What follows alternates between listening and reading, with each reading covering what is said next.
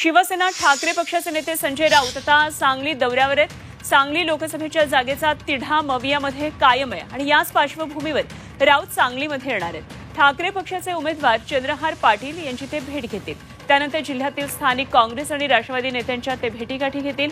काँग्रेसकडून विशाल पाटील यांच्या नावाचा आग्रह धरला जातोय, त्यांची समजूत काढण्याचा प्रयत्न राऊत करतील आणि त्यानंतर दुपारी 1 ते 2 वाजेदरम्यान राऊतांची पत्रकार परिषद होणार आहे।